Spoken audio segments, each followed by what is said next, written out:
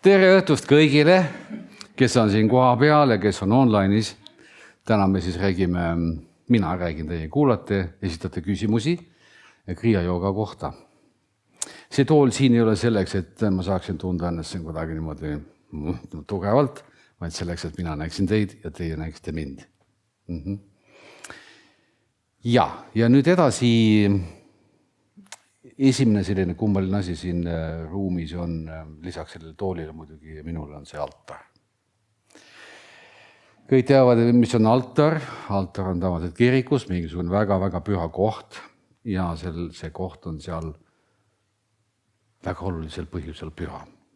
Kes oskab öelda, millisel põhjusel on see püha?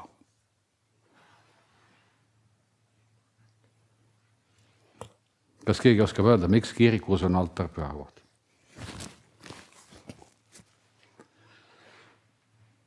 Kõik on ju kristlased ja kõik käivad ju... Millal te käite kirikus? Jõulude ajal. Miks te käite seal? Loob jõulumeeleolu ehk nagu laat, eks ole, lähed ja seal on muidugi teine õng ja nii edasi. Aga kui natuke tõsisemalt rääkida, siis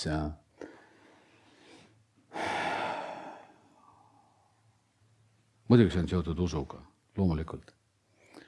Aga kui eeldada seda, et Kristus elas kunagi, päriselt, siis tal oli mingisugune õpetus, mingisugune sõnum inimestele. Ja mitte ainult sõnum, vaid ka sisu. Kristuse sõnum oli vist kaunis lihtne. Ma loodan, et te teate seda peame, et võib-olla usute või olete kuulnud. See oli armastus.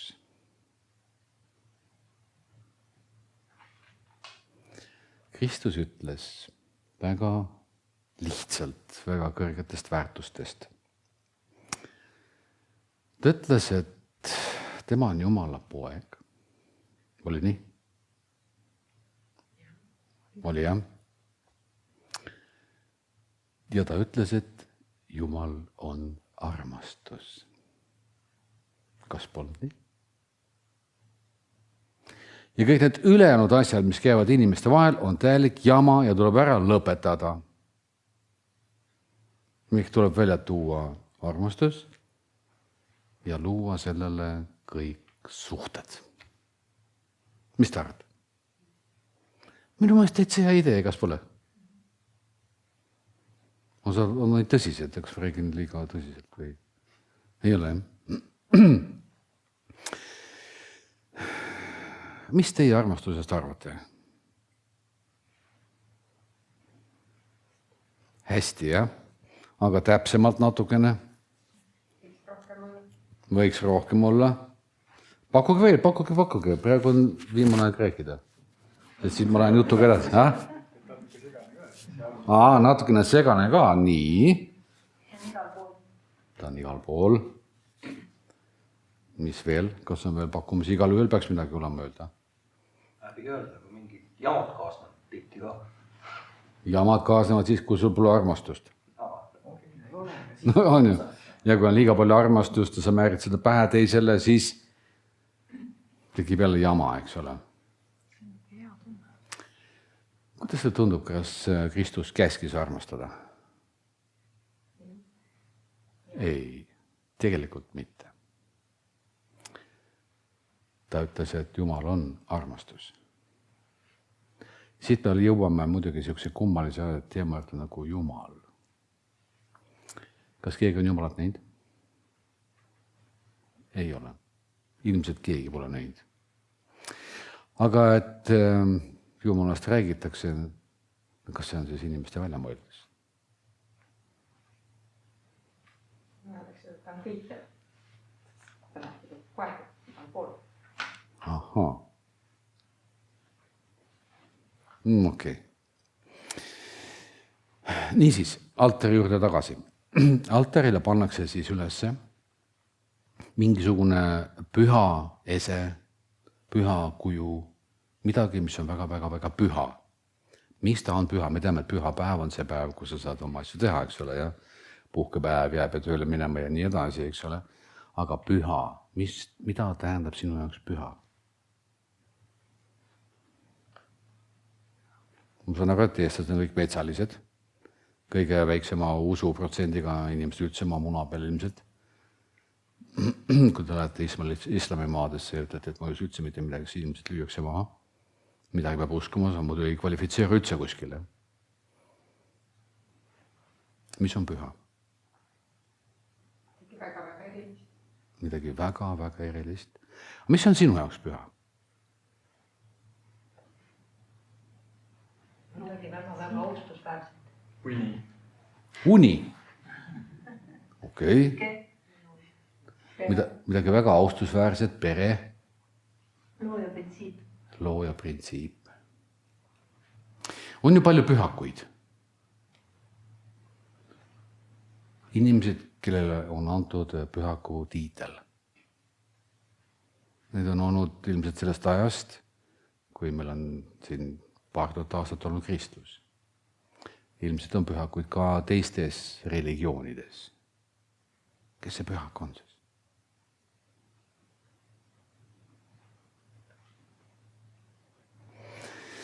Ilmselt keegi, kes on jõudnud mingisugusele sellisele arengutasemele,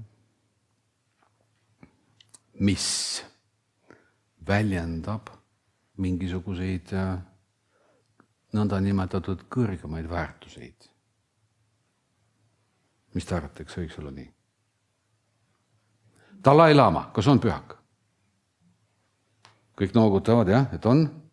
Aga miks? Mis on temas nii erilist?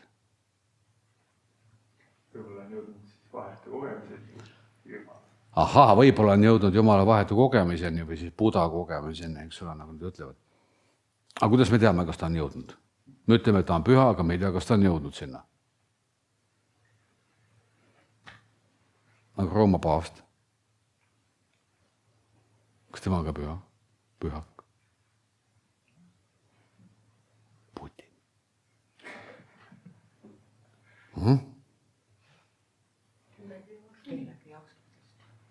Kindlasti kellegi jaoks.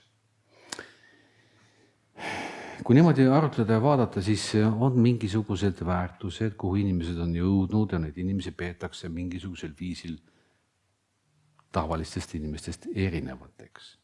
Kas see on positsioon, vaimne areng, usk, mis see võib olla? Nemad teavad, aga Dalai Lama ju ei ütle, et ma olen püha. Inimesed ütlevad, ta on püha, eks ole. Sest kui püha inimene ütleb, et ma olen pühak, siis see paistab kuulajatele väga imelikuna, eks ole. Nii et see küsimus jääb õhku ilmselt, sest meil pole vastuseid, on nii.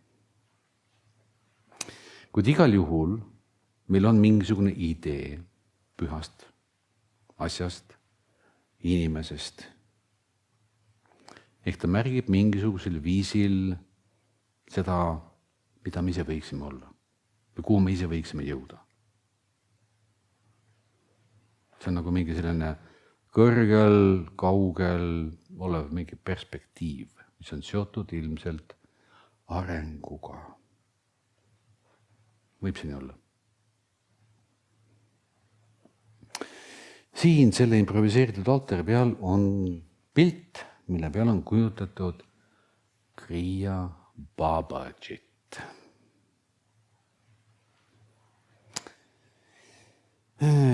Babaji tähendab, eks see sõna tähendab kahte asja, sest ta on liitsõna Baba ja Ji. Baba, teate, venelastel on babad, istuvad seal lavatška peal ja kommenteerivad kõiki, kes mööda lähevad. Võib-olla vanemad teavad, nooremad võib-olla ei tea. Ja. No see on nagu päevakajaline teema, eks ole. No mis ta teeb? Vaata, see on see tütar, selle tütar ja see käib tollega ja siis tead see. No võt siuke.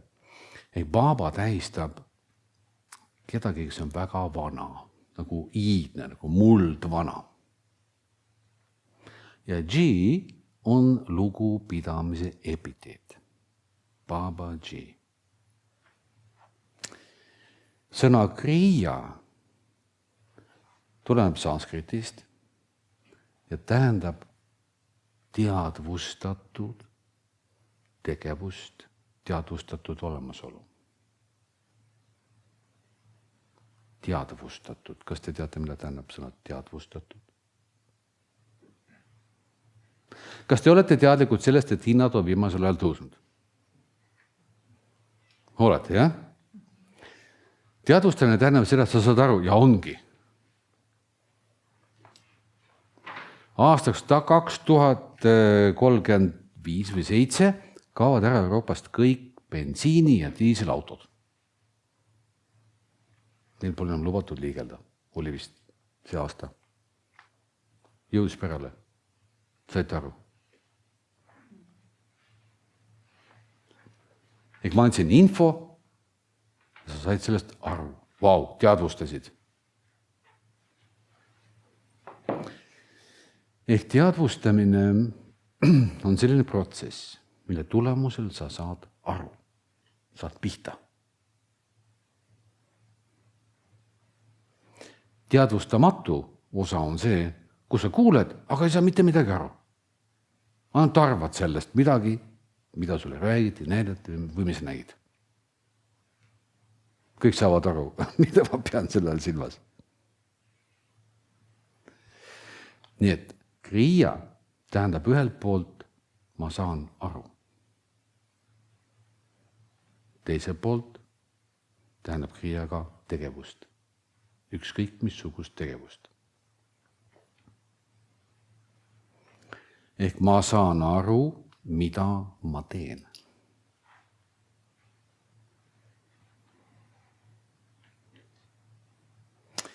See arusaamine on eriline.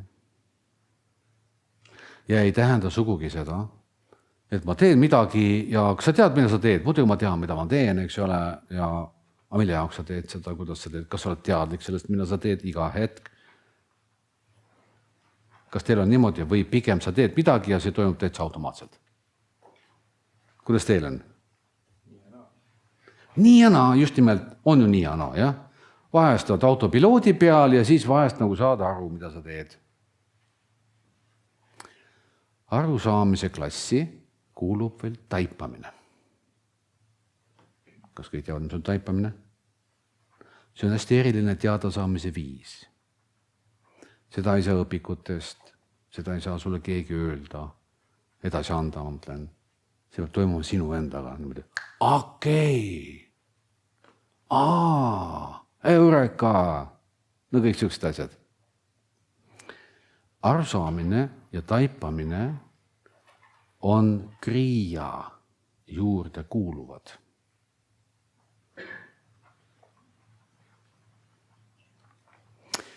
Põhimõtteliselt tähendab kriia jooga kõiki elutegevusi, kõiki, otsast otsani, klausliga ma tean, mida ma teen. On aru saada?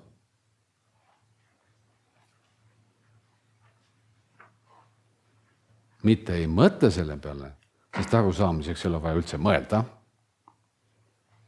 mis on võib-olla üllatus mõnele, vaid ma tean, mida ma teen. Keegi läheb sinu ees, viskab paberi maha, sa märkasid, sa said teada, ta tegi seda, sa tead. Aga kui sa lähed, võib-olla viskab maha niimoodi, umbes niimoodi pool teadvusetult, niimoodi automaatselt, siis ei pruugi seda ju teada niimoodi. Nii et arusaamine ja taipamine niisiis on üks komplekts teadmiseid, meie märkamisi, mille puhul oled nendesse protsessidesse kaasatud sina. Mitte sinu autopiloodi osa ega automaatne pool, vaid see pool, mis on teadvel.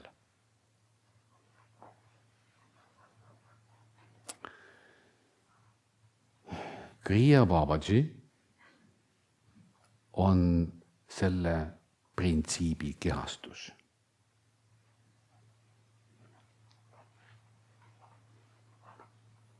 Ehk teadvustatud tegevuste tegelikkuse kehastus.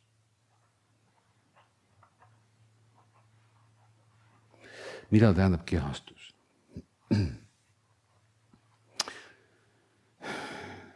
Koolis olete õppinud kindlasti keemiat, füüsikat, matemaatikat, eks ole, bioloogiat, võib-olla zooloogiat, botaanikat.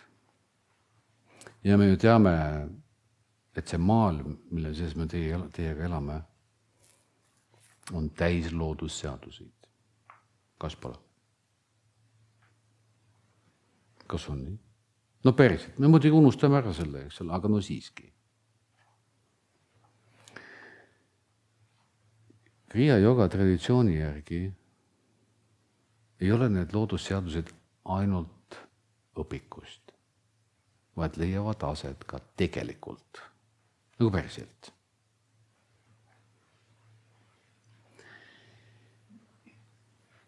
Kui me võtame aluseks arusaamise ja taipamise pluss tegutsemise printsiibi kui loodusnähtuse,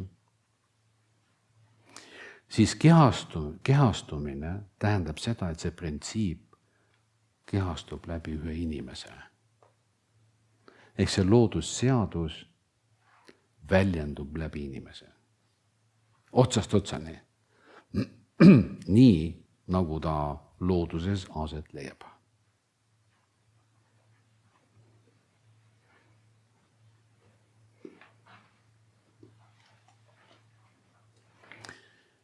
See on see põhjus, miks Babaji pilt on siin altaril. Mida sina kehastad? Me kõik teame seda ju, et looduses on elusorganismid ja nad paljunevad. Nii. Kas sul on see printsiip olemas? No muidugi on, loomulikult on. Aga kui sa vaatad niimoodi hästi üldiselt, ainult seda printsiipi, siis võid avastada, et see on kõikjal looduses. Ja siin on väga konkreetsed mehaanikat taga, väga konkreetsed protsessid. Ja niimoodi välja võetuna loodusest saame aru, mida tähendab reproduktsioon printsiibina. Ja kui nüüd keegi inimestest kehastab seda, eks see printsiip on selle inimese sees ja ainult see printsiip ja kõik ülejäänud on välja jäetud, siis me ütleme, et see inimene väljendab selle printsiipi. Ja me ütleme ka selle printsiibi kohta, selle inimese kohta püha, sest see on nii oluline printsiip.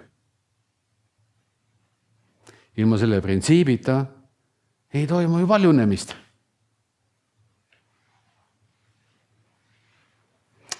Kui keegi kehastab ainevahetuse printsiipi, hingamise, gaasivahetuse printsiipi, liikumise printsiipi, kuulmise printsiipi ja nii edasi, ja nad on välja võetud väljavõttena loodusest ja keegi inimestest väljendab seda, siis see inimene on pühak.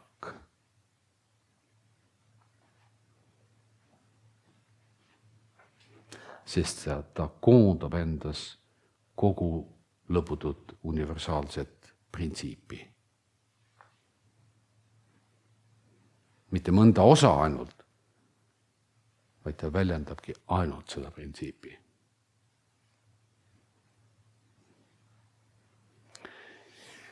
Seetõttu on pühaka Dalai Lama, sest ta väljendab Buddha printsiipi. Samal põhjusel on püha Kristus, kes väljendas Jumala armastuse printsiipi.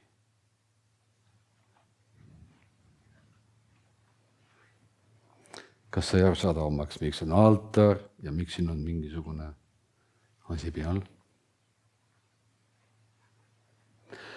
Muidugi Kristusega on omaette lugu, et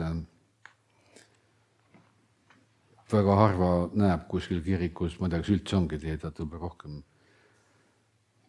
armastuse printsiipi. pigem on seal esindatud kannatuse printsiip.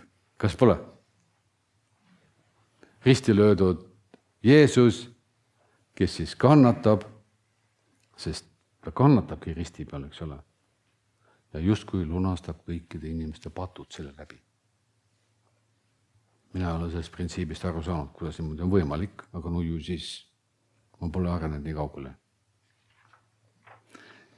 Kui seal oleks armastuse printsiip, mida Kristus tegelikult inimestele näitas ja õpetas, saaks ma sellest aru. Aga kannatus kui printsiip.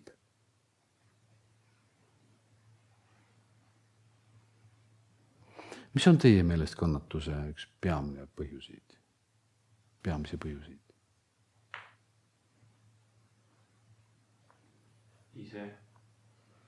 Ise. Vot, kes ütles rumalus? Super! Just nimelt rumalus. Sõna rumalus või rumal on natukene kentsakas sõna võib-olla, aga kasutame siin teistsugust sõna ignorantsus, teadmatus. Sõna otses mõttes. Ja see teadmatus ei ole nüüd filosoofiline, vaid praktiline teadmatus. Miks sa tülitsed kellegiga?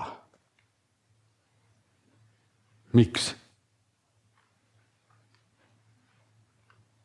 Kindlasti leiad sa mingid argumente, eks ole, õigustusi ja mida iganes, aga põhimõtteliselt, miks?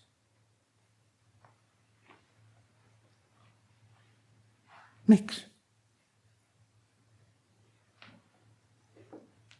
Miks sa tunned ennast vahest halvasti? Emotsioonid muidugi, jah. Aga nemad tegid ja nii edasi, eks, aga põhimõtteliselt, miks on vaja tunda ennast halvasti üldse?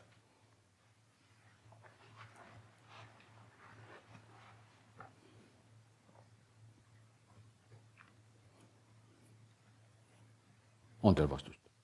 Uskomused ei lähe reaalsusega kokku. Muidugi, maailm ei ole ju üles ehitatud sinu tahtmiste järgi, eks ole. Ja see on kogu aeg niimoodi olnud. Aga kui sa oled sellega rahul olematu, kas see muudab midagi? Kui ma tahaks näiteks, et just praegu, just nüüd langeksid hinnad 50%. Babah! Ja juhtus. Kas hinnad langesid 50%? No ilmselt mitte. Mis need minu tahtmine lausi üldse mitte midagi.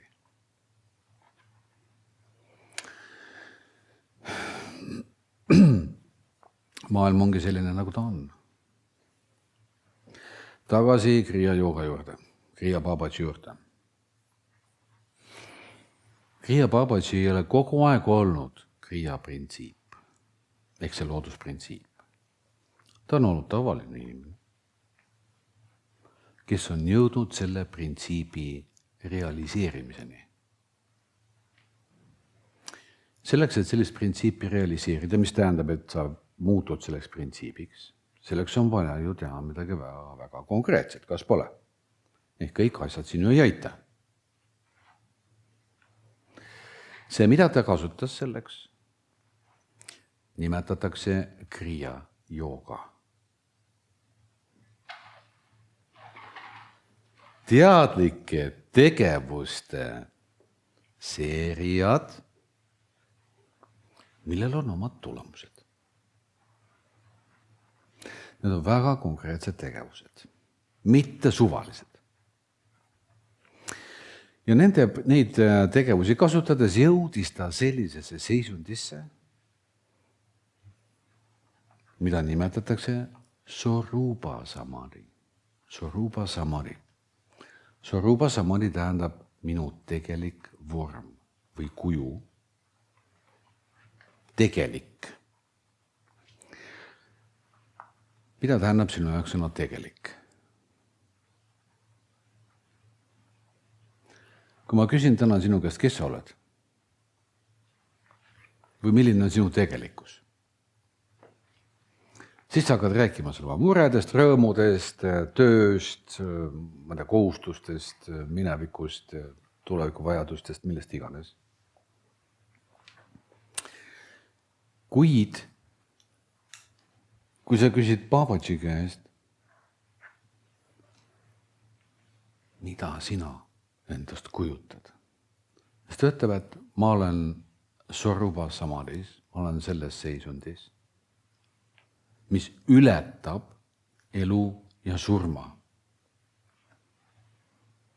Kuidas seda mõista? Ületab elu ja surma. Jube müstiline, kas pole?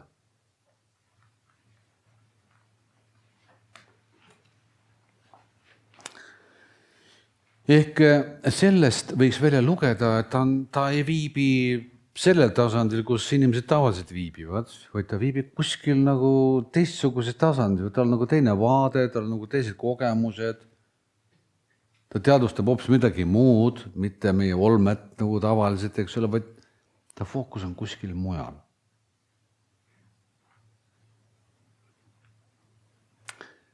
Ja siin me ei pääse mitte kuidagi sellisest sõnast nagu multidimensionaalsus. Kas see sõna on teile võõras? Multidimensionaalsus. Kas on viga? Ei ole. Multidimensionaalsus tähendab seda. Kes on käinud kursusel? Vist kõik olete käinud esimesel teisel vist, jah? Esimesel. Ja esimesel käinud, see on hea väga, see on piisav. Vaadake, seal ma räägin teile 5 keha ehitusest. Tuleb meelde. Sul on füüsiline keha, sul on emotsioonid, sul on mõtted, sul on teadvus ja sina ise ka. Tõeline mina, jah? Ja kui me hakkame vaatama, kuidas see on seotud siis multidimensionaalsusega. Muuseas, teadlased räägivad täna ka multidimensionaalsusest. See tähendab, et siin samas selles maailmas, kus me oleme teiega, et siin samas on meil paralleelne maailm. Jube müstiline, kas pole. Ja seal omakorda on veel üks maailm ja seal on veel üks maailm ja üks maailm veel ja kõik see on siin samas. See mõõde on teistsugune. Ehk multidimensionaalsus selle tähendabki mõõde mõõtmes ja siin samas ruumis. 5 keha ehitus tähendab seda, et sul on füüsiline keha ja selle sees on emotsioonid. Emotsioonidele on sünonüüm olemas ja see on energiad. Kas keegi on emotsioone näinud? On näinud? Ei ole, kui see just selgelt nägija pole, eks ole, jah? Vaadake, kui sul poleks füüsilist keha, aga oleks emotsioonid ehk vitaalne keha, me nimetame seda niimoodi. Me ei näekski üksteist. On ju nii? Kui meil oleks sellised silmad, mis näeksid, kuidas teile tundub, kas me näeksime inimese keha või me näeksime midagi muud?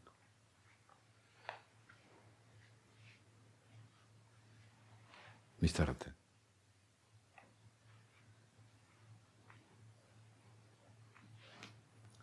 Polegi mingeid arvamusi.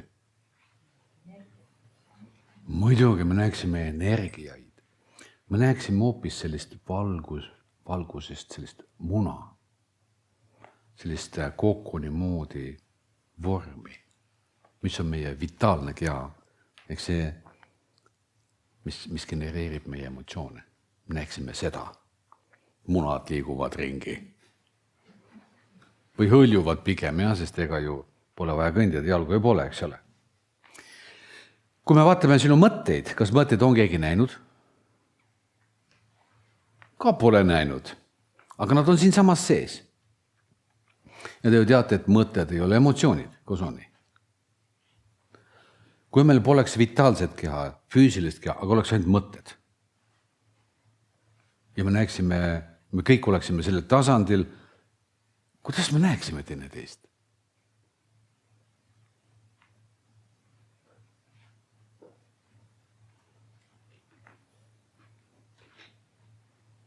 Ja kui mõtteid ka ei ole, võtame selle ka ära ja jääb järgi ainult teadvus ja olemasolu.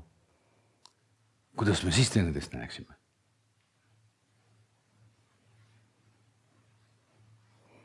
Saate aru, jah? Mida ma silmas pean multidimensionaalsuse all? Ehk meil kõigil on juba olemas see multidimensionaalsus ja see on nii tavaline. See pole üldse nii eriline asi. Aga ometigi on see kõik olemas. Ja nüüd vaadake, kui üks nendest mõõtmetest transformeerib ära kõik nii-öelda allpool olevad kehad või dimensioonid, siis inimese keha muutub, ehk inimese keha pole enam keha. Kui näiteks vitaalne keha ehk siis see energeetiline kookon imbub füüsilisse kehasse niimoodi sisse, et füüsiline keha sulab ära, muutudes valguskehaks. Räägin teile nüüd natukene sügavamast joogast. Siis see tähendabki seda, et see printsiip on läbi joogalike tehnikate niimoodi võimendatud ja välja toodud, et inimese vorm ja kuju omandab hoopis mingisuguse muu vormi. On aru saada, mis räägin. Babaji on väljaspool sündi ja surma. Ta on sellises vormis, mida nimetatakse, nagu ma ütlesin, sorupa samadhi. Ja see on inimese kujuga või inimese kujuline valguskeha, mis kirgab kuldset valgust. See on Kriya Babaji.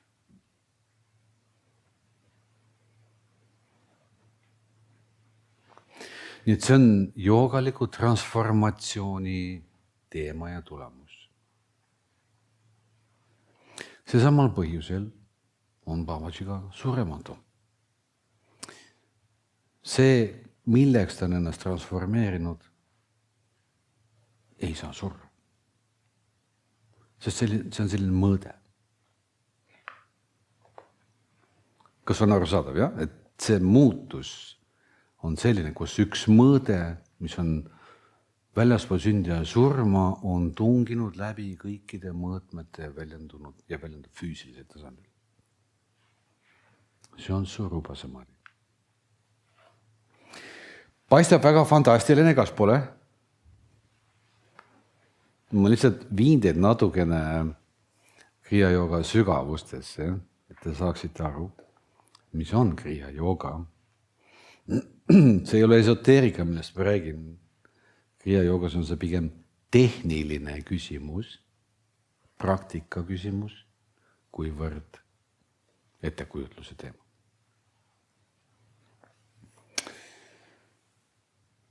Nii et see on see põhjus, miks Babaji on meil altari peal. Ta on saavutanud selle, mille võib saavutada arvatavasti iga inimene. Arvatavasti. Aga võib-olla mitte. Babaji nii-öelda praktikuna ehk nende tehnikate kasutajana kunagi kuulub sidade traditsiooni. Sidad on sellised inimesed, kes on jõudnud Jumalani. Nad ei kasuta sõna Jumal, sest see on siin, ütleme, eestlaste jaoks on ta Jumal ja God ja Gott ja on siin mujal siin, ütleme, meie seas levinud. Nemad nimetavad Jumalat teisiti, Shiva. Üks Jumal, mida erinevat nime. Sidad on, näete, kõik seal taga seina peal. Ja, need on sidade pildid, 18 sida. Need on siis need inimesed, kes on algupärased sidad. Algupärased sidad tähendab, et see ajalugu läheb 10 000 aastate taha. Sidade eesmärk on jõuda absoluutse täiuslikkuseni. Ja sinna on nad ka jõudnud, sellepärast nad ongi sidad. Sida tähendab inimest, kes on jõudnud absoluutse täiuslikkuseni. Neil on ka ülivõimed ja selleks on omad põhjused, miks neil on ülivõimed. Sidad ütlevad inimeste kohta, et igal inimesel on ainult 2 eesmärki elus täita. Kas teeb lihtsamaks? Ainult 2. Esimene on avastada, teada saada, kes sa tegelikult oled. Tuleb meelde, et tegelik mina. Kui sa oled ennast avastanud ja elad elu iseendana, siis esimene tingimus on täidetud. Ja see ei olegi väga keeruline tegelikult. Teine põhjus on teada saada. Teada saada. Mitte kuulata, jätta meelde, vaid iseendana teada saada. Mida siis teada saada? Teada saada, kus me teiega oleme, mida me siin teeme, mis siin toimub. Ja mitte ainult tavatasandil, vaid süvenedes sügavustesse. Ehk saada targaks ja arukaks.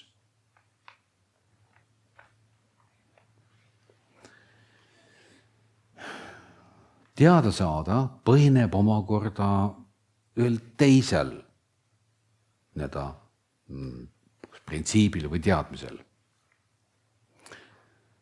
Ja see läheb kuhugi sügavusse või päris maailma loomise või ma ei tea, kuidas te öelda, siis nagu algusesse. Ehk teadus on ka uurinud, kuidas siis kogu see asi alguse sai. Ja nad räägivad suurest paugust, suure paugu teooriast. Olete kuulnud? Paistab, et midagi taolist on ka juhtunud. Sest sellest räägivad ka sidad. Mida tähendab siis suure paugu teooria põhimõtteliselt? See tähendab seda, et alguses polnud mitte midagi. Kas te saate ette kujutada, et alguses polnud mitte midagi? Ja siis millegi pärast see mitte midagi avaldus läbi suure paugu nad nimetavad. Avaldus, mitte midagi avaldus.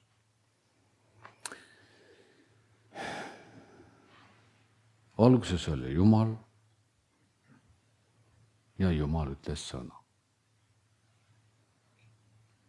Alguses polnud midagi ja siis tekkis heli.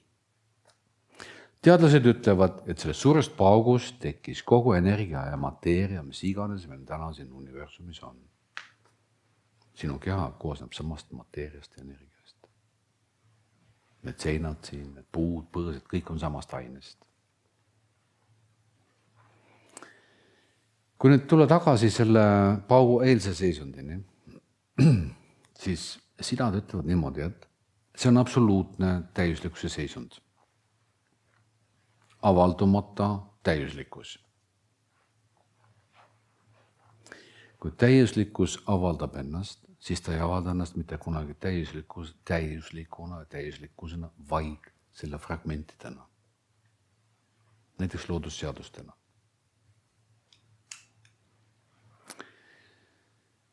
Ehk avalduv osa on avaldunud teadmine.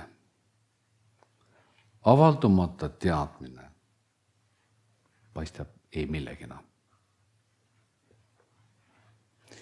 Ja see, millest räägitakse kui Jumalast, Shivast, on suure paugu eelne olek. Aga sinna ei pane sa kuidagi küüs ligi. Sinna puudub juurdepääs, sest me otsime ju alati midagi, mingeid asju. Ja seetõttu sidad avastasid. Selleks, et saada samasuguseks täiuslikkuseks, milleks on siis Shiva või Jumal, on võimalik tema juurde jõuda läbi teada saamise. ehk läbi tema avaldunud osa. Ja siit tuleneb siis välja ütlemine teada saada. Teada saamine saab olla ainult praktiline, sest teooria siin ei tööta.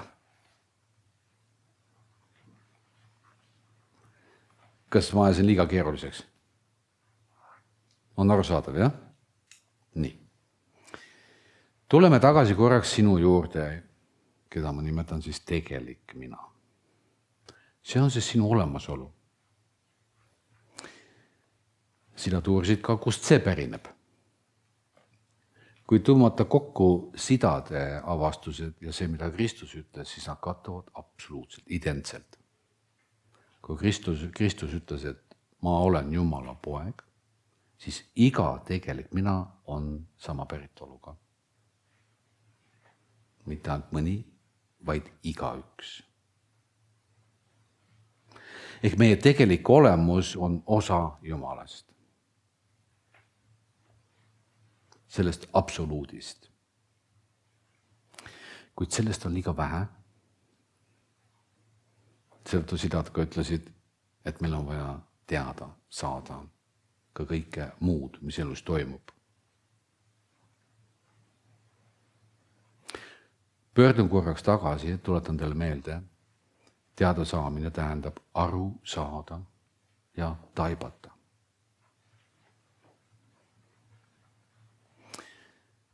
Sa oled keset elu, keset tegevusi ja ma arvan, et sul on palju küsimusi elu kohta.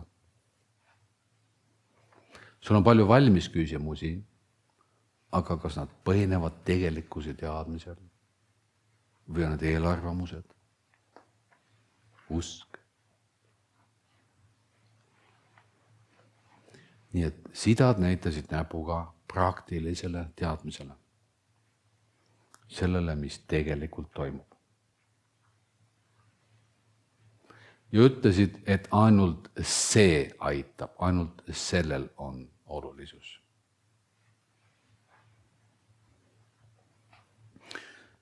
Niimoodi vaadates hakkab aru saama, et tegelikult meie potentsiaal on väga suur. Aga me ei arenda seda. Sest meil küll on probleeme, aga me ei otsi arusaamist ja lahendust läbi taipamist nendele.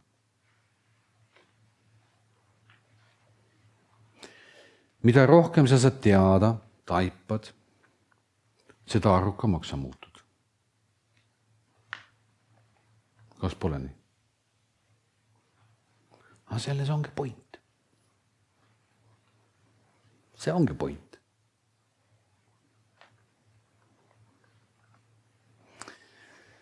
Kriya jooga põhineb sidade traditsioonil. Ehk arukuse traditsioonil, taipamise traditsioonil. Ja selle kohta võiks öelda, et see on homo sapiensi traditsioon. Aruka inimese traditsioon. Siin puudub usk, kuid domineerib teadmine. Ja mida rohkem on sul teadmisi, seda rohkem avaldab ennast ju maailm. Sa hakkad ju maailmast rohkem aru saama. Mitte ainult välisest maailmast, vaid ka sellest, mis sinu endaga toimub. Kes sa oled siin, kes sa siin oled, mis on sinu roll, mida sa siin teha saad, mida sa teha ei saa veel, mida sa tead, mida sa ei tea. Minu meelest on see ideaalne õpetus selleks, et saada arukaks. Kas pole? Arukal inimesel läheb elus ju ikka hästi, kas pole?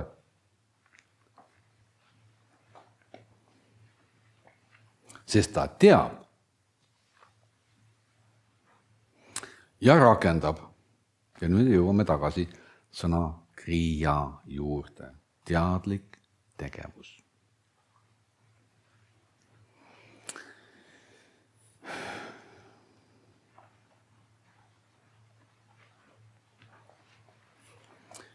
Kriia joogas me teame, kes me oleme.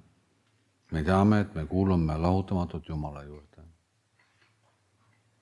Mitte ei usu sellesse, vaid teame seda. Nii kui keegi küsib teist minu käest. Kas sa usad Jumalasse? Ma ütlen alati ei usu. Aga tean. Ja see on väga erinev. Sa oled ilmselt avastanud või mäletad võib-olla, kui sa leidsid iseennast. Tead sa 3 tunnust. Ma olen, ma tean seda, ehk olen teadlik ja mul on positiivsus. Loomulik positiivsus ehk õndsus, seda nimetatakse veel armastuseks. Buda nimetas seda kaastundeks. Sa juba etendad neid kvaliteete, mis on Jumala kvaliteedid. Ja nagu ma mainisin, siia nüüd liitub välise maailma ja loomulikult on sisemaailma tundma õppimine, teada saamine, mis see on, mis siin töötab, mis asi nüüd üldse on ja nii edasi, ehk viitan siis teadmisest arusaamisele ja taipamisele.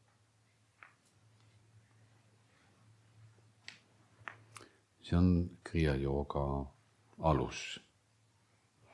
Ja nüüd tulevad siia juurde erinevad tehnikad. Homme ma pühendan teid endasse tehnikatesse, mida tähendab pühendamine. Siin ei ole mingi õpetamine, vaid ma ütlen alati, et see on pühendamine. Siin pühendatakse saladustesse. Mõistate, jah? Ehk ma jagan sinuga neid teadmiseid, mida ei ole kusagil nagu võtta. Ma pühendan sind nendesse teadmistesse, mis on pärit sidade traditsioonist. Mida nad kasutasid selleks, et teada saada ja arendada ja muuta, saades palju paremaks inimeseks. Me õpime ära teiega 6 erinevat hingamisprotsessi ehk pranajaamat, mis ei ole lihtsalt hingamised, vaid on sellised meie sisemised tegevused või tegemised, mille läbi me muudame enda sisemaailma funktsioneerimist paremaks, kui see täna on. Ehk need on transformatiivsed tehnikad.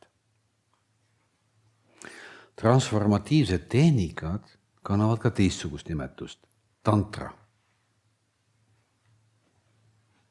Ilmselt sõna tantra on ära rikutud. Tantristide poolt, kes tegelevad seksuaalsete protsessidega. Sõna tantra tähendab põhimõtteliselt energiatransformatsiooni ühest liigist teise. See on tantra. Nii et meil siin ei ole seksuaalsusega mitte midagi pistmist. Ei ole vaja peeljata. Kuid transformatsiooniga küll.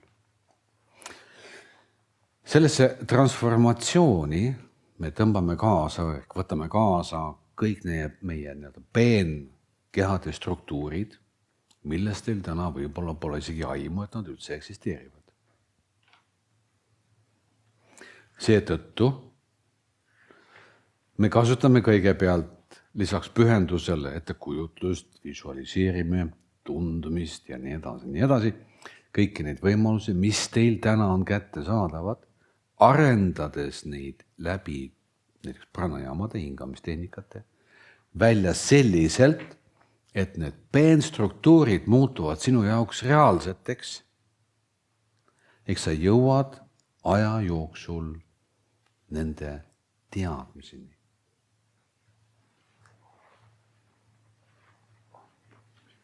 Kas see oli arusaadav? Ma toon ühe teise näite, mis võib-olla on seotud elu enesega. Näiteks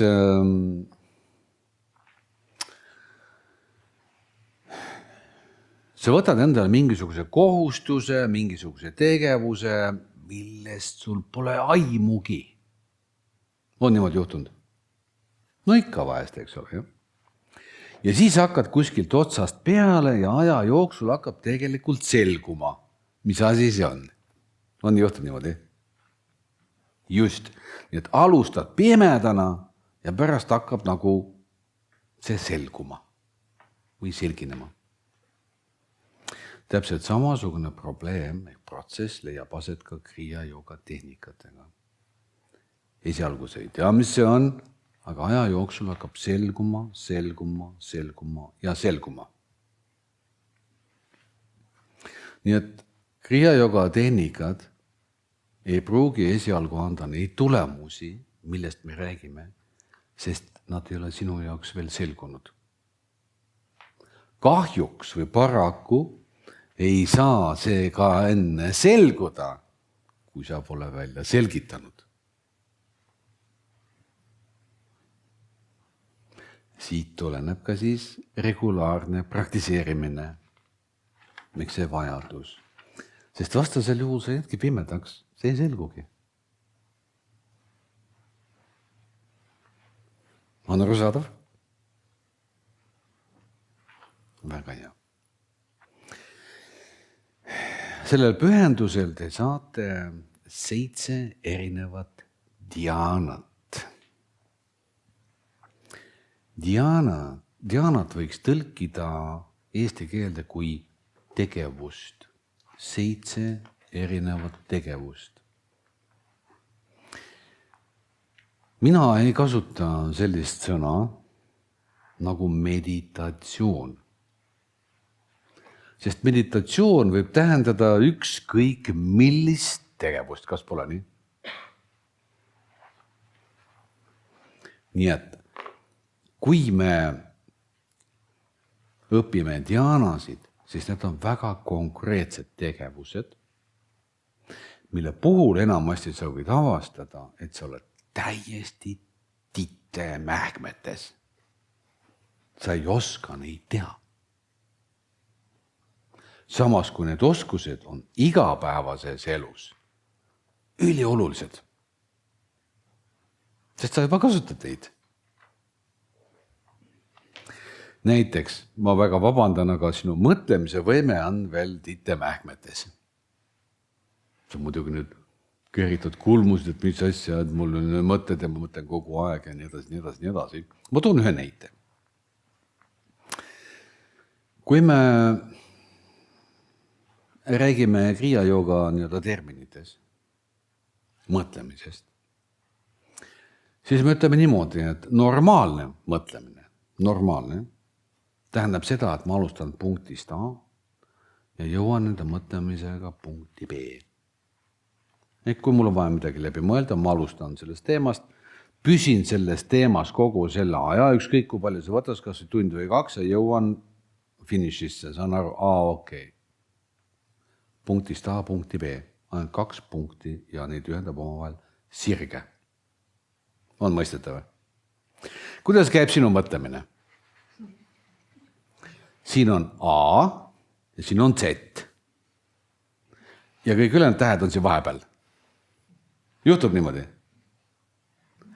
Eks sa muudad kogu aeg teemat, sa ei püsi teemas, siis tuleb kõrvalteemasid sisse, siis sa katkestad ja nii edasi. Ja kui vaadata seda kui mingit mustrit, mida sa seina peal joonistad, siis see ei ole kindlasti sirge. See on väga imelik kõverik. Kas pole nii? Nii et kriia jooga õpetab sind õigesti mõtlema ja sellist tegevust me nimetame näiteks Inei Rupa Dhyana või Arupa Dhyana kriia. Või Purna Bhava Dhyana, Purna Bhava Indriya Dhyana kriia. Ja kasuta sõna meditatsioon.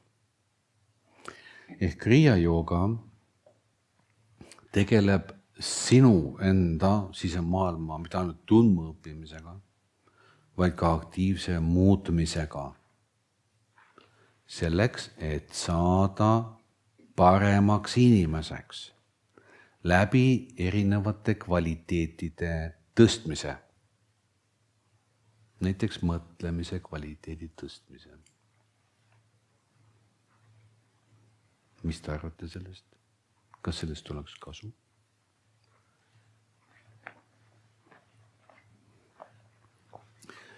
Ma usun, et te kõik teate, mis on segane mõtlemine. Pool tundi mööda läinud, issand, kuhu ma läksin oma mõttega. Oota, millest ma üldse mõtlesin, jah? Umbes midagi taolist. Seda ei saa mitte kuidagi nimetada kvaliteetseks mõtlemiseks. Aga mida tähendab mõtlemine? Kes on käinud 3. kursusel? Ahaa, väga hea meel on mul, et te olete ka käinud ja väga hea. 3. kursusel ma räägin sellest, kuidas vabaneda kontseptsioonidest, mõtetest, mis on ilmselgelt kahjulikud. Mõtted ei olegi nii kahjutud, kui esialgu võiks tunduda. Mõtted on loovad. Sõna otseses mõttes. Mõtted on alati informatiivne osa ja informatiivne osa nii-öelda kehastub või kangastub ja kujuneb lõppude lõpuks mateeriaks. Kuidas teile tundub, kui me vaatame loodusseaduseid?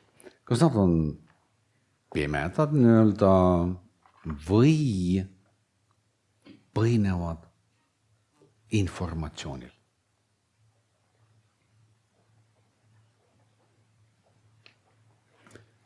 Väga keeruline küsimus oli vist. Ütleme, ma siis natukene tulen tagasi natukene.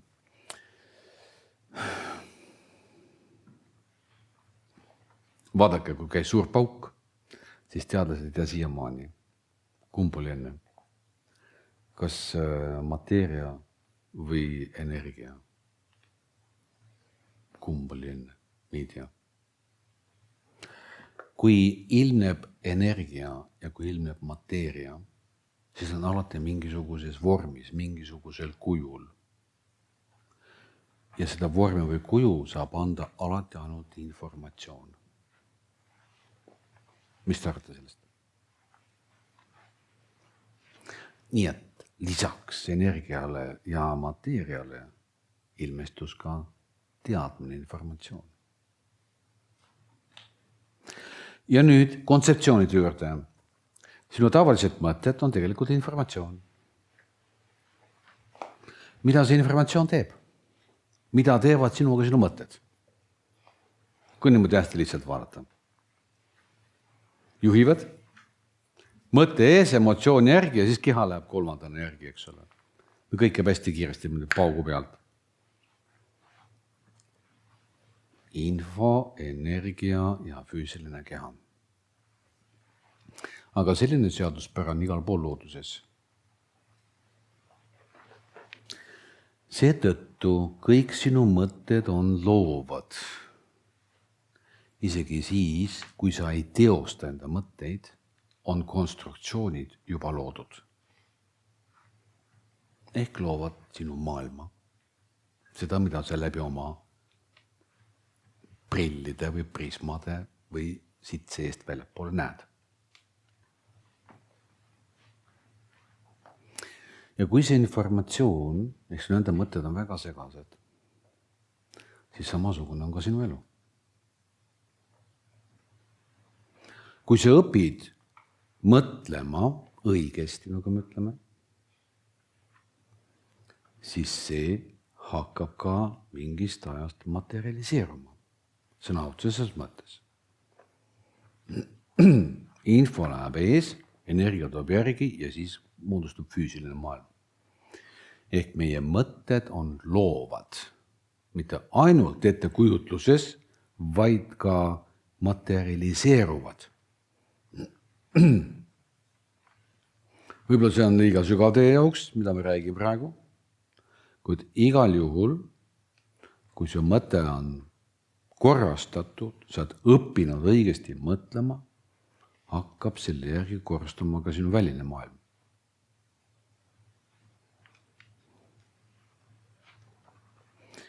Ma tõin selle sügava seose välja sellepärast, et sa saaksid aru, et mõtlemise korrastamine ei ole lihtsalt korrastamine selleks, et sa õpiksid mõtlema sirgjooneliselt punktist A punkti B. Siin taga on palju rohkem.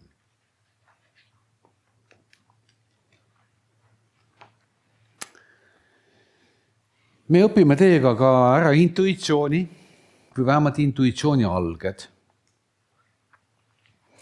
Sest intuitsioon on väga sagedasti selline nagu otsitud, et juba hea oleks, kui ma teaksin, oleks intuitsiooni ja see räägitakse rõhutundest ja vahest jopab ja vahest joppa ja kui jopab, saad õnnelik, aga kui joppa, siis kahtled, eks ole, ja nii edasi. Meil on vaja välja tuua konkreetsed intuitsiooni alused selleks, et teada väga täpselt, millal me intuitsiooni kasutame, millal me ei kasuta. Millal see töötab, millal ei tööta. Mis on intuitsiooni väärtus? Mis sa arvad? Elus. Mis on intuitsiooni väärtus?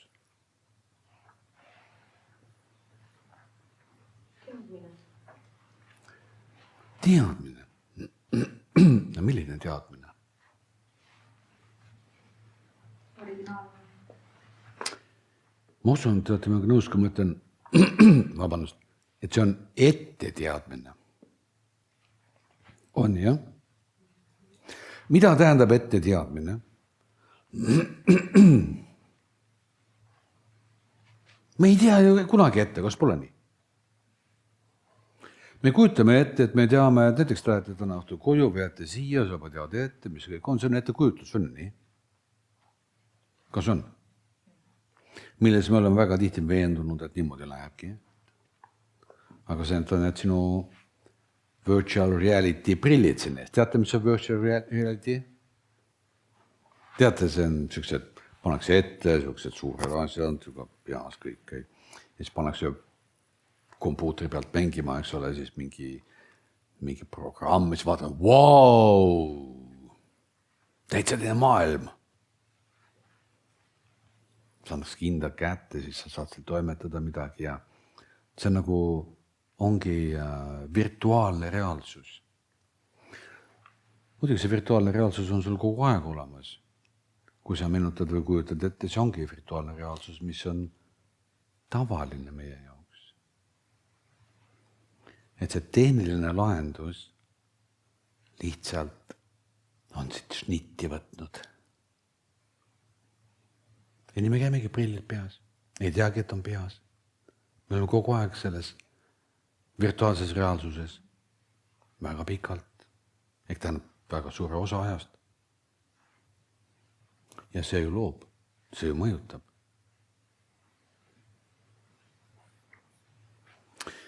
Niisiis meie tulevik on selles virtuaalses reaalsuses. Aga milline on see reaalsus tegelikult, mis meid ees ootab? Seda me ju ei tea. Ja see vahend, mis tegelikult teab, ongi nimetatud intuitsiooniks. Aga mis vahend see on? Kuidas see vahend välja sõeluda kõikidest meie mõtetest ja muudest omadustest, segadusest muidugi, kuidas seda kasutada, selle me õpime teiega ära vähemalt basicuna, ehk sellise nagu väga algsel tasemel, et sa saaksid aru, mis see on ja kuidas selle lähedale jõuda. Loomulikult see vajab ka arendamist, niimoodi, et ta muutuks igapäevases elus tavaliseks asjaks. Kas pole nii? Mitte juuseks. Loomulikult kõik need tehnikad põhinevad loodusseaduste tundmisel ja ei ole üldsegi usku väärt. Me õpime teiega ära veel ühe huvitava asja, nimelt seda tehnikat nimetatakse Babaji Samyama kriia. See on Babajiga ühenduse võtmine. Mille jaoks meil on vaja Babajiga ühendust võtta?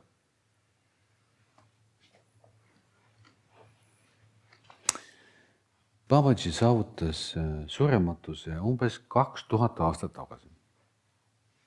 Ajalooliselt. Loomulikult on ta läbi kündnud nagu ka kõik sidad, kogu teadmise, mis iganes eksisteerib, pole ilmselt kohta, mida nad ei ole teada saanud. See kaudu saavutanud ka absoluutselt täiuslikkuse ja teadmise. Siis vahest on ju vaja küsida midagi, kas pole? Sellist klassi inimeste käest või olendite käest, mida kuidas nimetada. Vahest on elus olulisi küsimusi, kas pole? Aga kust sa küsid? Ikka sealt, kus see teadmine on olemas. See on see põhjus, miks esimesel pühendusel juba me ehk teie saate teada, kuidas seda teha.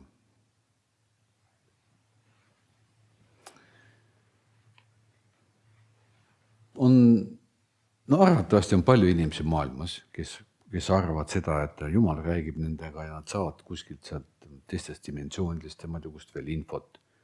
Vahest on see, või enamasti on see inimese enda sisedialoog.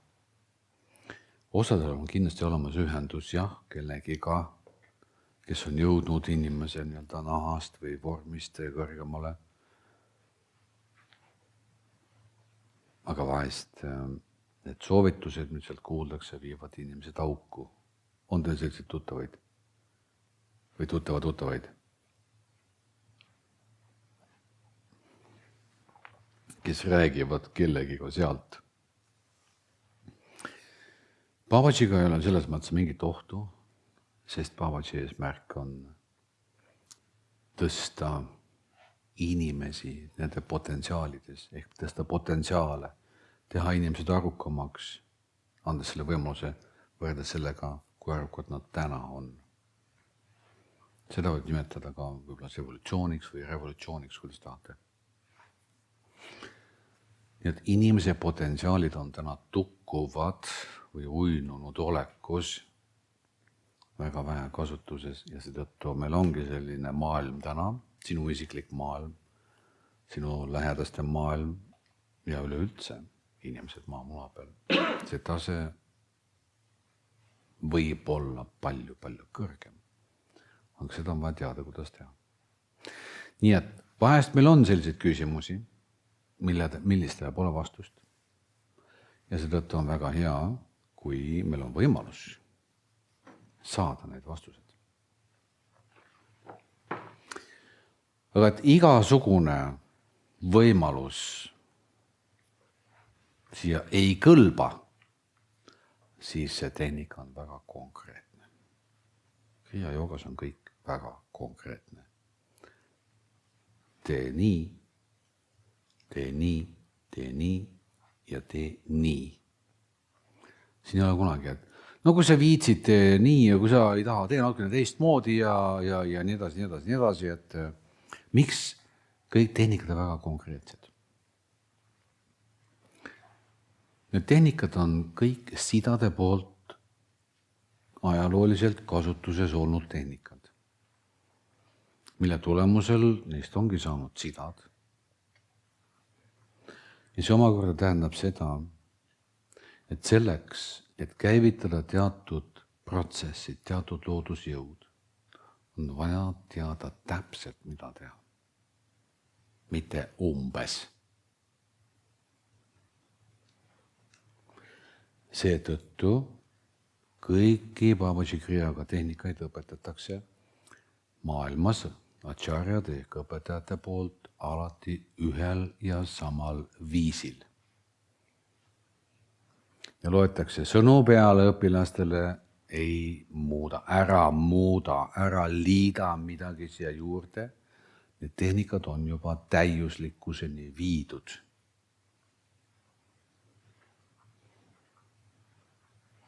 See on just see õige.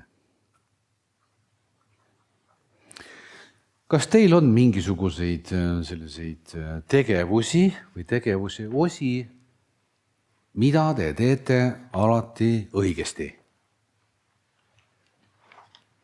No piltlikult. näiteks, aga seal on variatsioonid, eks ole.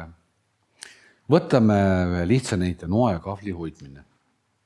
Kui palju variatsioone võib siin olla?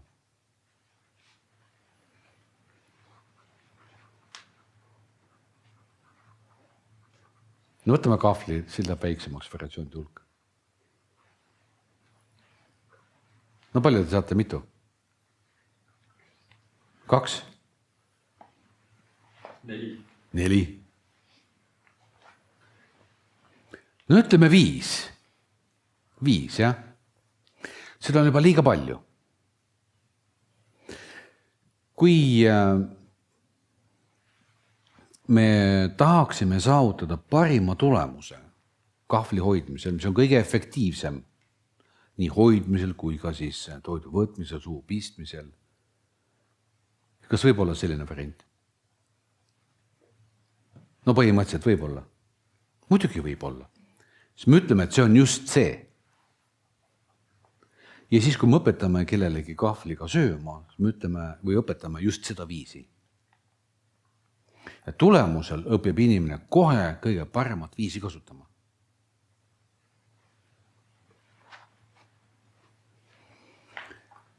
Kõja ja ka tehnikad on kõik sellised. Nad on parimal viisil. Kuigi tundmatud teile ilmselt. Mis tähendab seda, et sul antakse kahvel, sul antakse see asi. Ja sa alles õpid seda hoidma, sa õpid alles kasutama seda, mida jääb otsa võtta, kuidas võtta, kuhu pista ja nii edasi, nii edasi. Nüüd see on Babaji Kriya jooga. Babaji Kriya joogas kokku on 144 erinevat kriyat ehk tehnikat. Sellel pühendusel saate te nii siis 6 erinevat pranajamat ja 7 erinevat dhyanat, kokku 15 tehnikat, pluss Kriya Hatha jooga 18 asendilt.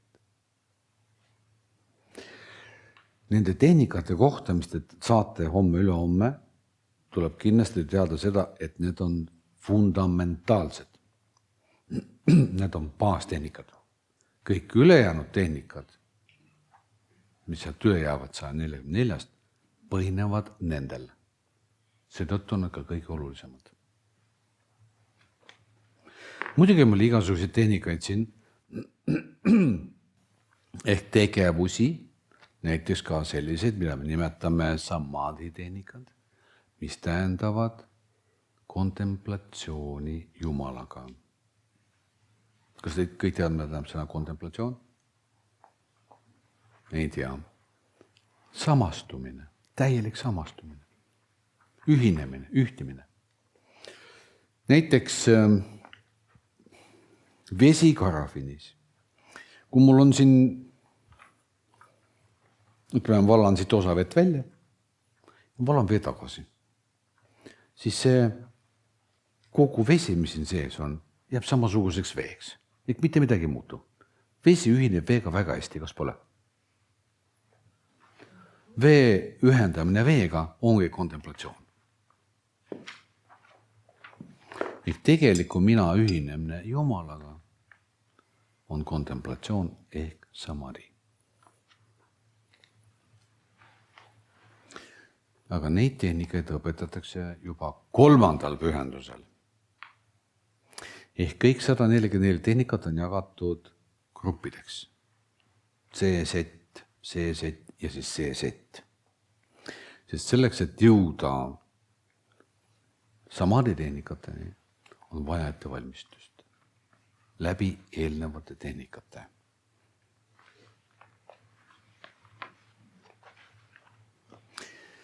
Nii et Kriya Babaji Kriya jooga on süsteemne, väga süsteemne tegevustik, ma ütleks niimoodi. Miks me ütleme jooga või kasutame sõna jooga siin? Selleks on vaja natukene minna tagasi ajalukku, üldse sõna jooga ajalukku, et kust see sõna nagu tuleb. Sõna jooga tähendab mitmeid asju, kõige tuntum on siis ühinemine. Sõna jooga tähendab ühinemist. ma juba mainisin, samadhi tehnika, individuaalne mina ühineb lõputu Jumalaga ja avastab siis absoluutse täiuslikkuse. Samas on siin ka sõna jog, mis tähendab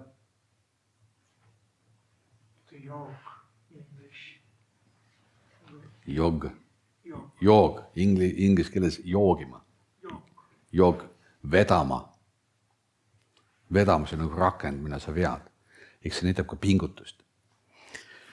Nii et jooga tähendab nii pingutust kui ka kohale jõudmist ja kontemplatsiooni eksulamist. Nagu põhimõtteliselt, mitte et see homme teiega juhtub, eks ole. No mine tea. Joogaga on selline huvitav lugu, et sidad on tegelikult jooga esimesed kasutajad. Ja need esimesed kasutajad asusid kuuldavasti Lõuna-Indias, Tamilis, Tamil Nadus, mis oli omaette riik. Terve India oli tamilite päralt, enne kui siis tulid aarialased, kuskil põhjast ja surusid nad sinna alla. Nii et see traditsioon on pärit tamilitelt. Tamilid on ühed vanimad, kuidas ma ütlen, nagu maamuna peal. Kõik need sidad seal on tamilid.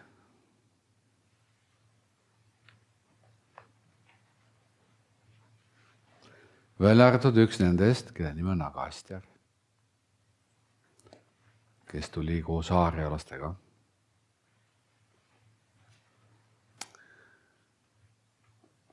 Sidade avastused on levinud isegi tänapäeval meie maailmas ja me kasutame neid. Näiteks nad lõid matemaatika, geomeetria, avastasid pi-arvu, kuldlõike ja nii edasi, ja nii edasi, ja nii edasi. Muuseas, ühe asja veel, nimelt, kuidas seda nimetatakse nüüd? Tehaks horoskoope, kuidas seda? Astroloogia, just nimelt. See on ka sidade avastus. See on matemaatiline, mis arvestab siis erinevate planeetide mõjusid inimeste eludele. Tänapäeval seda peetakse võib-olla mitte teaduseks, kuid tamilite sidade jaoks oli see teadus, sest nad jõudsid välja gravitatsioonini, muutusteni gravitatsioonis, mis on seotud otseselt planeetide liikumisega üksteise suhtes ja nende mõjudega, mis siis sealt omakorda avalduvad. Nii et kui seda fakti mitte teada, siis võib tunduda, et see on ebateadus ja nii edasi.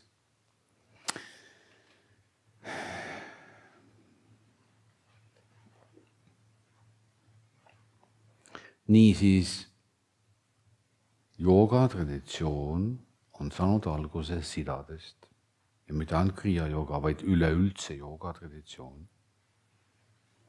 Kuid siin on üks nüanss, nimelt sidad on alati öelnud, et meie pole joogat välja mõelnud. See on meile antud. Ja nüüd tekib küsimus, kes andis, miks andis? On üks selline huvitav, kuidas ma ütlen, nagu lugu, mis illustreerib eelnevat. Ammustel aegadel, kui inimesed ei osanud isegi veel küsida mitte midagi, sest kõik oli väga hästi. Hakkasid toimuma muutused, kus inimestel ei läinud enam nii hästi. Ja nad hakkasid selle kohta esitama küsimusi. Aga et nad olid Jumalaga sina peal, siis nad küsisid Jumala käest. Jumal andis neile vastuseid. Teada saamine aitas. Mida raskemaks elu läks, seda rohkem tekkis küsimusi. Ja seda rohkem said nad vastuseid. Ja lõpuks said nad nii palju vastuseid, et nad kaotasid ära võime kuulda Jumala vastuseid. Nad olid saadud vastuste poolt tehtud kurtiks Jumala häälele. Nii et kriia jooga ehk jooga juured on teadmises, mis on inimestele antud Shiva poolt ehk Jumala poolt. Nii et see on Jumala õpetus.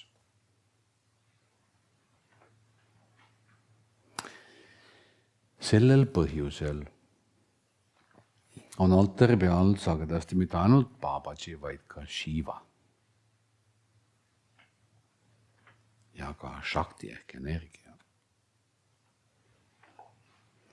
Ja seda mitte usu pärast, vaid mäletades juuri. Nii et kriia jooga on esimene, kõige autentsem jooga, millest on saanud alguse kõik ülejäänud joogaliigid, või kuidas seda nimetada. Just selle algupära tõttu.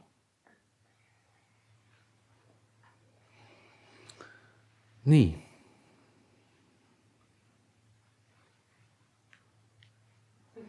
Palun, lähemegi nüüd küsimuste juurde.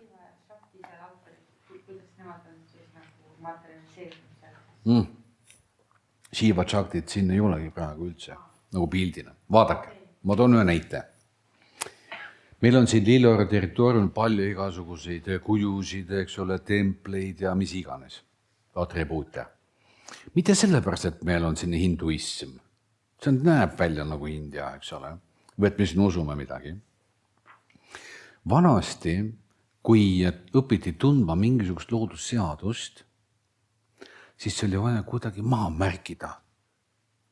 See oli vaja kuidagi fikseerida, mis asi see on. Vanasti ju polnud isegi paberit, mille peale kirjutada. Olid kivid, mille peale raiuti ja nii edasi. Kuidas jääte meelde? Läbi lugude oli kõige esimene meetod. Läbi lugude. Legendide ja muude taoliste, eposte ja nii edasi. Lugusid anti ju edasi suust suu. Need õpiti niimoodi ära, et midagi juurde pandud. Ehk see oli jumalast hea meetod. Kõik põnevad asjad liiguvad edasi suust suhu. Muinasjutte mäletate lapsepõlvest? On meeles? Olete oma lastele ja lastelastele ka rääkinud? Aga niimoodi antaksegi edasi. Aga niimoodi saab ka teadmist edasi anda. Teadmistega on üks lugu, nimelt. Teadmisid võib kasutada õigesti ja võib kasutada ka valesti. Kas pole? Selleks, et vältida teadmiste valesti kasutamist, olid kõik teadmised kodeeritud. Mitte öeldud välja otse, vaid kaudselt, läbi näiteks mingisuguste võrdkujude lugudes. Läbi nende karakterite, võib-olla värvide, võib-olla seisundite ja muude selliste asjade. Hiljem, kui tekkis vajadus fikseerida teadmised, hakati looma kujusid. Ehk anti vorm. Näiteks Shiva kuju, istuv Shiva. Silmad on pool kinni. Siis tal on siin rudraksha maala, see on selline spetsiaalne sellistest rudraksha puude seenetest tehtud selline kaelakee, siis tal on siin maod, eks ole, ees ja taga, siis ta on sinist tooni, siis tal on tiigri nahk, eks ole, mille peal ta istub, siis tal on käes 3 hark, siis selle 3 hargi küljes on siis damru ehk selline väikene 2 poolega selline trumm. Siis ta on käsi on abhaia mudras. Mida see kõik tähendab? Need on kõik kvaliteedid, Jumala kvaliteedid. Need kvaliteedid pandi kõik kujusse, anti erinevad vormid, erinevad atribuudid, eks on kodeeritud teadmine. Näiteks 3 marka. Poseidonil on 3 mark, tead, olete näinud, jah? Meil on siin ka 3 margid igal pool üleval, eks ole, tippudes. 3 mark, 3 haru, 1, 2, 3 ja 4 on siis see, mille peal nad kõik seisavad, kas pole? 3 haru, mis need on? Loomine, säilitamine ja purustamine. Kas pole? 3 loodusjõudu, kas on? Loomine, säilitamine ja purustamine. Võta näiteks meie 4 aasta aega.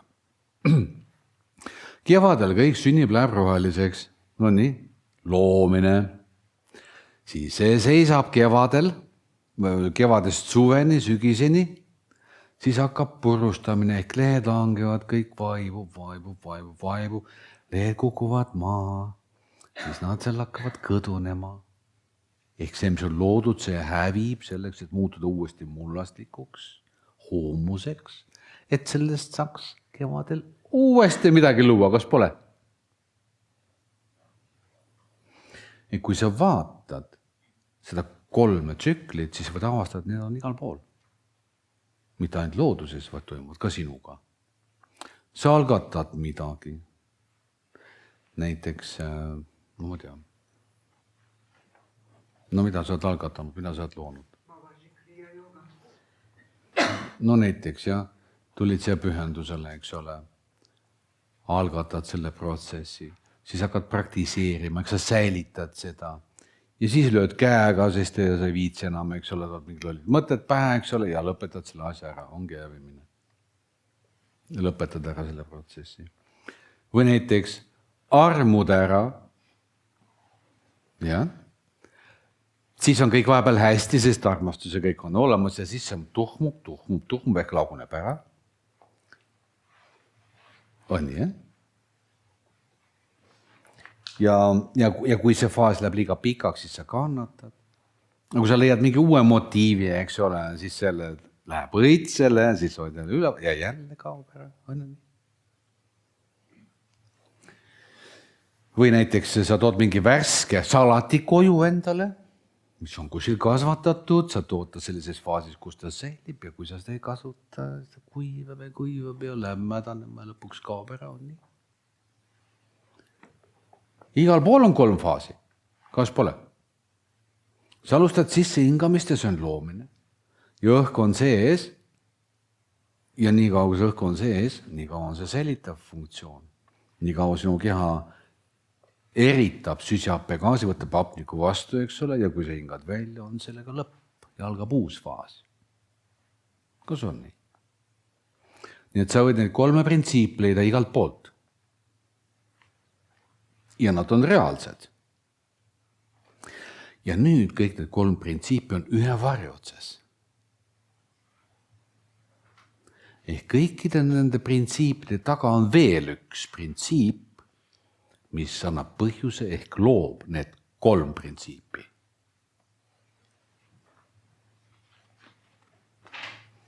Ja kui Shiva hoiab 3 hargi varrest kinni, siis see tähendab, et Shiva on see printsiip.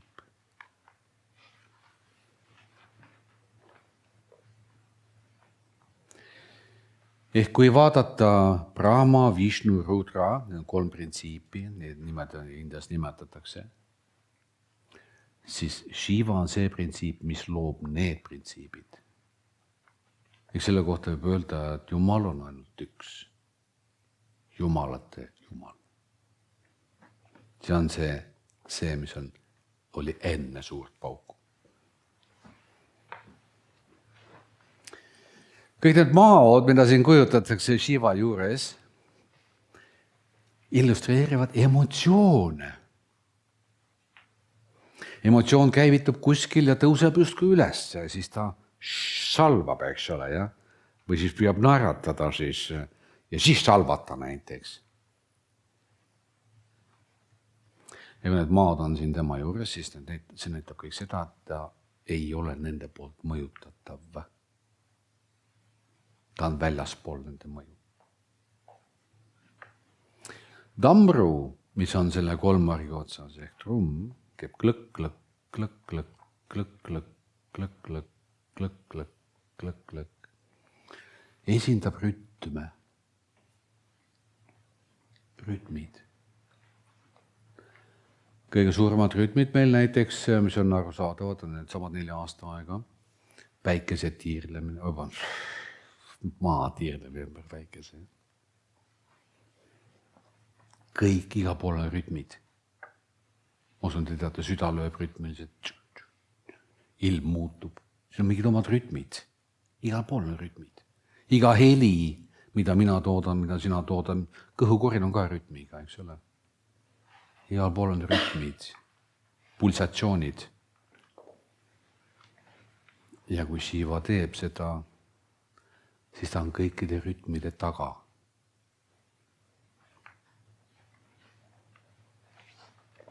Ta sisaldub kõikides rütmides. Ehk niimoodi antakse edasi teadmist. On aru saada, mida ma silmas pean. Need on lihtsalt mõned näited. Kõik need pühakujud, mis meil siin on ja mis tulevad siia juurde, nad annavad kõik edasi väga konkreetseid, väga spetsiifilisi omadusi või tegevusi. Nii et nad ei ole pühakujud lihtsalt. Nad on loodusjõud. Seetõttu ma nimetangi kõiki neid asju, mis meil on siin tehtud, et nad esindavad erinevaid loodusjõudusid ja need on väga printsipiaalsed loodusjõud. Näiteks meil on siin, varsti paneme see üles, on Ganesh. Teate Ganeshat, olete kuulnud? Elevant. Inimese kehaga, elevandi peaga. Takistuste eemaldaja öeldakse. Kui teda kujutatakse ette, siis tal on ka raamat käes. Avatud raamat. Ja tema kohta öeldakse, et tema on tarkuse hoidja. Tarkuse hoidja. Et ta on tark. Kui Indias lapsed lähevad kooli, algab kooli aasta, kõik käivad Ganeshas kummardamas. Mis nad käivad kummardamas? Paluvad tema õnnistust. Ja nad paluvad, et see loodusprintsiip, sest me räägime printsiipidest siin ainult, mitte kujudest, mõjutaks neid. Annaks neid väärtuseid, mida see printsiip esindab. Ja tänu sellele, et need kujud on kõik eraldi ja nende suhtes on sidad loonud suhtes või suhteks nendega on sidad loonud erinevaid tehnoloogiaid ehk pöördumisi, palveid, mantraid, jantraid, siis nad on leidnud need viisid, kuidas personaalselt suhestuda nende loodusjõududega, kes on personifitseeritud. Mis tähendab personifitseeritud? Näed, siin sees on vesi. H2O. 2 vesinikuaatomit. 1 hapnikuaatom.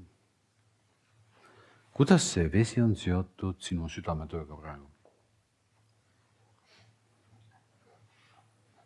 Tundub, et mitte kuidagi, eks ole? Sest vesi on siin karaffinis. Vesi seisab siin sees tänu sellele, et mul on tegemist klaaskarafiniga. Karaffin ei ole vesi. Siin on tegemist hoopis teiste printsiipidega, teiste ainetega. On nii? Loogiline, eks ole? Kuidas nad on omavahel seotud? Siin all on elulille muster. Elulille muster ei ole karaffin ja ei ole vesi. See on 3. asi. Kuidas ta on omavahel seotud, kas mõjutavad teineteist? Ilmselt. On ju, vesi võtab karaffini kuju, sellest ei muutu. Aga vesi avaldab survet karaffini seintele seest poolt. ja see leelulill siin paistab läbi. Kas ta nüüd siit minu nii-öelda fookuse ja siit vahelt mõjutab seda vett või karafini, ma ei tea. Aga igal juhul ma näen teda siit läbi. See elulille muster võib mind rohkem mõjutada kui see vesi või karafin. Võib ju. 3 teineteisest lahutatud asja ehk 3 täiesti eraldiseisvat printsiipi. Võivad olla koos. Neil võib olla koos mõju. Aga nad on eraldatud.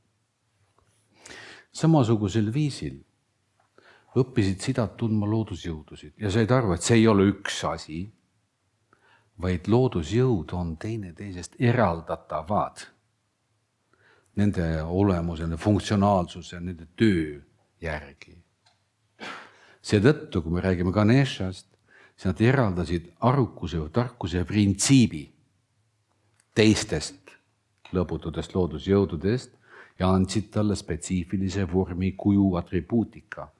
Palved, jantrad, pöördumised, pujad ja nii edasi. On aru saada, mida ma mõtlen?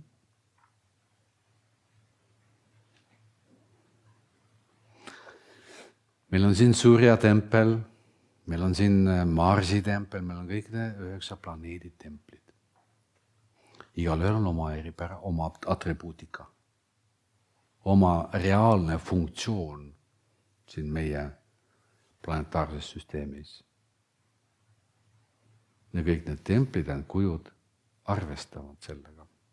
Seetõttu nad pole see lihtsalt kujud, vaid ongi füüsilised printsiibid. Ja kui nende poole osata pöörduda, sest me inimestena saame seda teha, mis ei ole ainult sidade avastus, vaid võib olla ka sinu enda avastus, kui sa näiteks pöördud oma lemmiklooma poole, on sul mõni.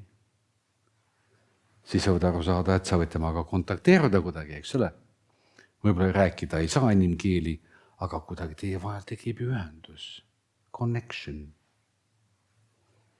Võib-olla isegi mõnele kasvavad lilled kodus hästi, et sa räägid nendega, on ju. Või lihtsalt lähened positiivselt, mis muidugi on juba ka teaduslikult tõestatud, et see toimib. Järelikult mõju on. See tähendab, et inimene universaalse olendina, mis hakkab välja paistma ainult tegeliku mina tasandil, on võimeline kokku puutuma, kontakteeruma ükskõik millise loodusjõuga ja olema suhtes. Mina, sina. Muidugi meil on õpetatud seda, et loodus on materiaalne ja kuidas saab vesi selles karafinis sinuga rääkida, mis on nonsense. Ja see on filosoofia tulemus, mida nimetatakse, kuidas? Monistlik materialism, mis ei olegi väga vana, aga mille tulemusel tekkis meil tehnilist-teaduslik progress. Aga see ei vastanud paljudele küsimustele, mis inimestel endiselt alles on. Nii et mateeria on reaalne, see eksisteerib, me saame seda kasutada, aga see ei tohiks panna küsimärgi alla kõik ülejäänud asjad, mida ta ei seleta ära. Õigem on öelda mitte küsimärgi alla, vaid suisa läbi kriipsutada. Sidad ei teinud vahet, on see mateeria nähtav või peenmateeria või veel peene mateeria, on see teadvus, on see informatsioon, energia või füüsiline. Nad valdasid kõiki seaduspärasusi.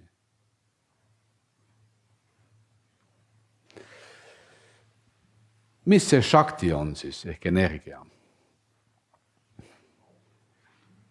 Ma arvan, et te kõik teate seda, see on koolifüüsika, et kõik, mis väegi liigub, kuulub energiat tal. Kas te teate midagi, mis ei liigu?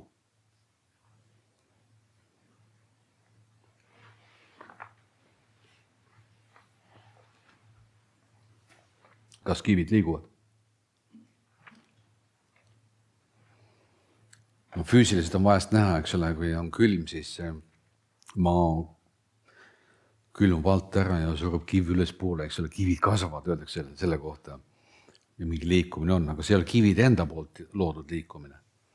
Aga samas, kas te teate seda, et kivid koosnevad ju millest?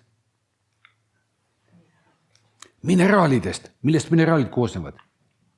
Aatomitest. Kas aatomid on surnud? No ei ole ju kogu aeg hoiavad kinni niimoodi, eks ole, üksteist seal võrestikus, eks ole, et kivi säilitada kivi vormi, kogu aeg on seal mingi liikumine, kas pole? Aatomid koosnevad millest? Molekulidest ei ole. Täpselt tuumast ja elektronidest. Mis need elektronid ümber tuuma teevad? Kogu aeg jääb liikumine, kas pole? Mis tuumas toimub? See on kaks asja. Prootonid ja neutronid. Mis need omavahel teevad? Hoiavad kinni üksteise küljes, on nii, jah? Kogu aeg jääb liikumine. Väljast poolt ei liigu, seestpoolt liigub. Ja kuidas veel liigub? Ja kui sa hakkad niimoodi vaatama, siis sa tegelikult avastad, et pole asja, mis ei liiguks. Kõik liigub. Kui tuul liigub, tuul käib üle. Mis tegelikult liigub?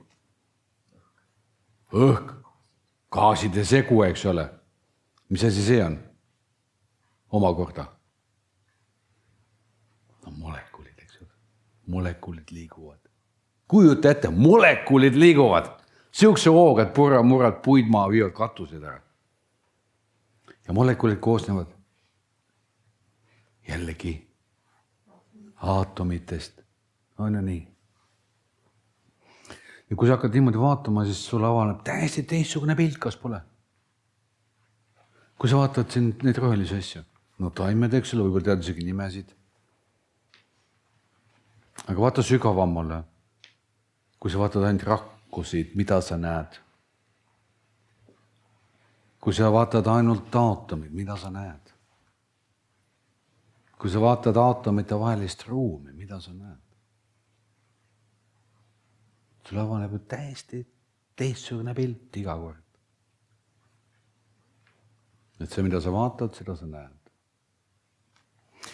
Nii et tagasi seal meie territooriumi juurde, mis seal on siin, need erinevad kujud on isoleeritud loodusjõud, loodusseadused, millel on väga konkreetne roll ja osa mitte ainult sinu elus, vaid üleüldse.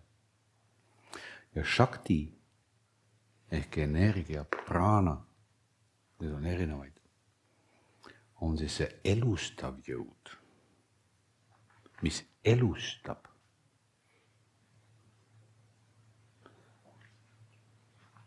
Ilma praanata, ehk selle elustavat osata, ei saa midagi eksisteerida. Aatomid ei saa eksisteerida, sest seal puudub liikumine. Tavaliselt kujutatakse Shivat küll üksinda, sest ta on midagi, mis on väljaspool ka seda liikumist. Mida on väga keeruline kujutada, aga see on piltlikult siis maailm enne loomist. Absoluutselt ei teagi, mis üldse on. Ja kui siia tuleb juurde prana ehk shakti ehk liikumine, siis see tekib midagi. Ja nüüd sõltub selle liikumise avaldumisest ja tööst. Mida ta siis loob, mida ta teeb. Ja. Kui te näiteks vabastate emotsioone ja te annate käskluse emotsioonil vabaneda, see emotsioon vabaneb. Mida see tähendab? Kuidas see on võimalik? Aga see tähendab hierarhiat. See tähendab, et sul on mingisugused omadused, millele energia allub.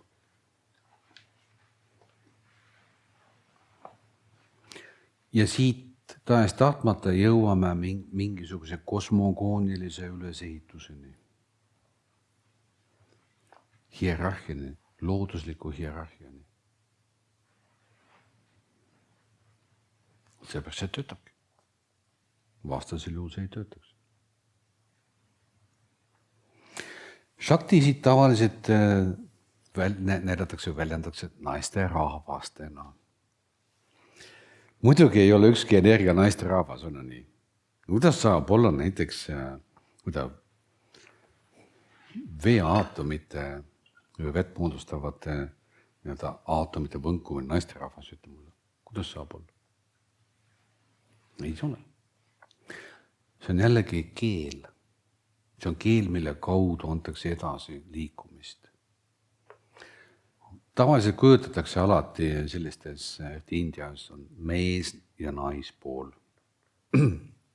Mees tähendab alati teadmist, infot, informatsiooni. Aga naine energiat, ehk energia vajab ju juhti. Energia liikumine peab olema juhitud. Iga energia on juhitud informatsiooni kaudu.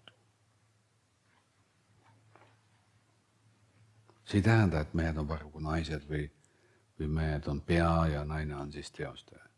Mees mõtleb, naine teeb. See on üldse selle taseme teema. Aga kuidas sa informatsiooni näitad, kujuna näiteks? Kuidas? No mehena need on rohkem ratsionaalsed, eks ole. Energiat naisena, need on rohkem sellised, kes toimetavad kogu aeg. Aga looduses see ei ole nii. Nii et siin on vaja lahti kräkida natukene, et aru saada.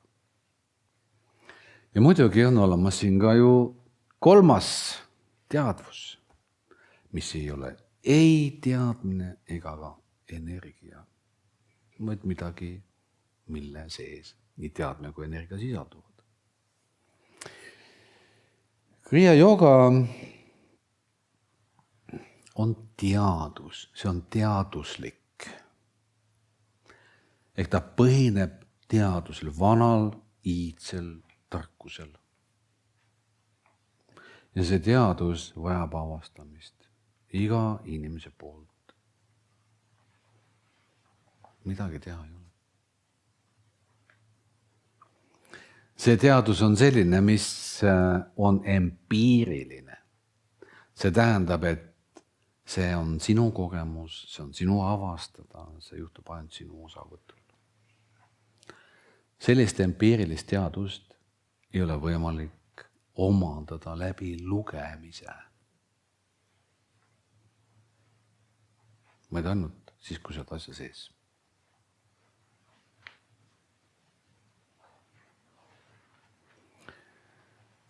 No vot, lühidalt, ei olegi väga lühidalt. Varsti on 2 tundi juba, olen piinanud, panen, te olete juba väsinud siin. Kas kellelgi on veel küsimusi? Sul on seal või?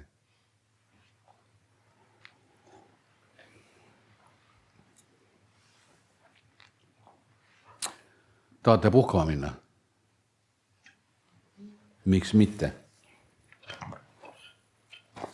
Kui ma vaatan, teil on teada, mis kell me alustame ja...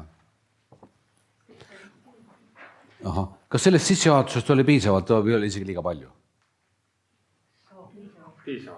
Piisavalt, jah.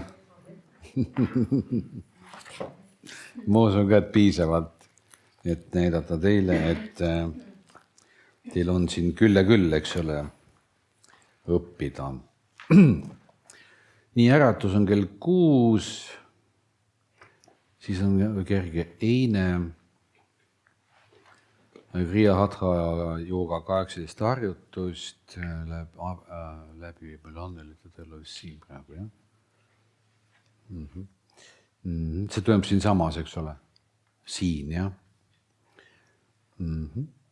Siis on vaba aeg ja kell 9 kohtume siin uuesti minuga ja alustame avatseremooniaga. Avatseremoonia on selline tegevus, mis on pühenduse osa. selle tseremoonia ajal me toome siia puuviljad ja lilled ja ma seletan ära kõik need tähendused, miks me need toome siia, miks me asetame, miks sina võtad ja paned nad siia ja nii edasi. See on homne teema. Siis lisaks selle tseremooniale on oluline osa veel ka Babaji kohalolu. Jah. Sest muidu ei ole ju ühendust Babajiga. Et tema on selle Kriya Yoga liini rajaja või andja, siis ta peab ju ka kohal olema. Võib-olla mitte küll füüsiliselt kehana, kuid tuntavalt. Ja, et sa saaksid tema käest õnnistuse sellel teel.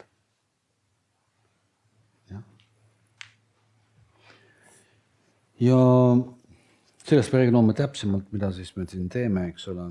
Siis me õpime peale avatseremoonial Kriya Yoga tehnikaid, siis on meil lõuna ja nii edasi. Ja ongi kõik. Lisaks võin veel nii palju öelda, et meil toimuvad ka iga kuu satsangid. Satsang eesti keeles pole mina leidnud sellist sõna, mis võiks seda asendada, aga see on selline üritus, kus siis inimesed tulevad kohale, pühenduse saanud inimesed, ja siis esitavad küsimusi, saavad vastuseid, selgitavad, täpsustavad. Ühesõnaga, kuidas te nimetate seda siis? Selgitav, täpsustav, koos viibimine, kus inimesed ka jagavad oma kogemusi näiteks. Ehk selleks, et edeneda, on vaja ju saada vastuseid nendele küsimustele, mis sul tekib. Olgugi, et tehnikad antakse edasi õigesti, ikka toimub siin mingi siuke asi, eks on ju. Ja siis on vaja tulla ja siis täpsustada nii kaua, kui sa siis teed täpselt. Kas see on online'is ka? Satsangid on online'is ka, jah.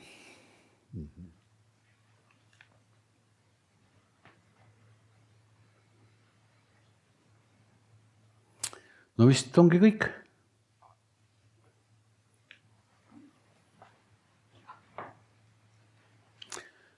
Kui on korralduslikke küsimusi, siis teine Anneli on meil seal, eks ole, telefonid on olemas vist ja info on olemas, kuidas te kätte saate.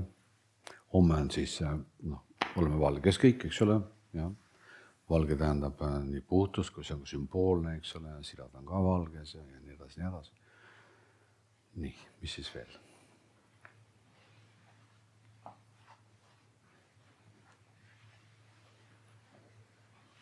Midagi veel?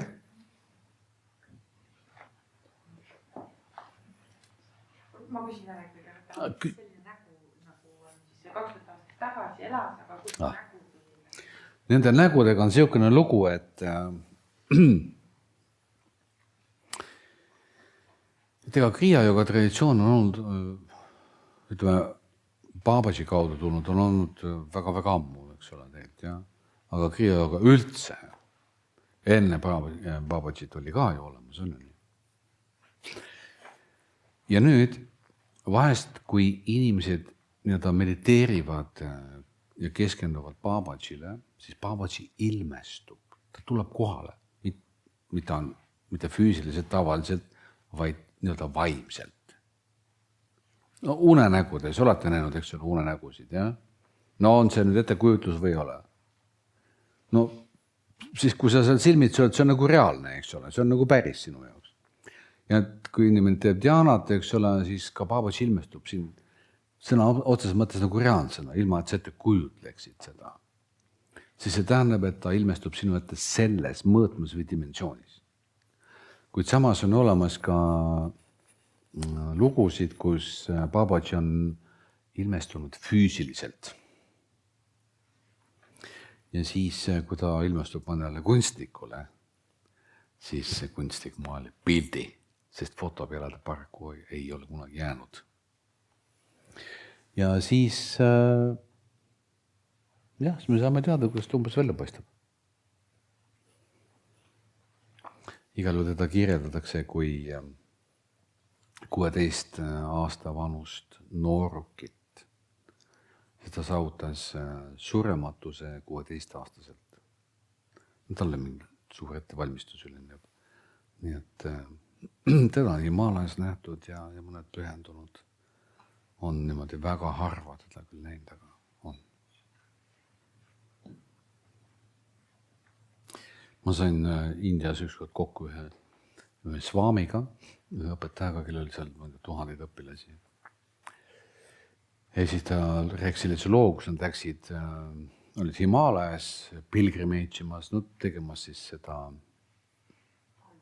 palverännakut ja siis kahekesi läksid kellegiga, suur grupp oli taga ja järsku nende ette ilmus 2 tegelast, suure valgusega. Üks oli Kriya Babaji ja teine oli Shirdi Baba. Ja ütles, et see nägemus või see oli niivõrd võimas, et nad pildiga kukkusid pikali lihtsalt sellest energiast, nagu olid pimestatud.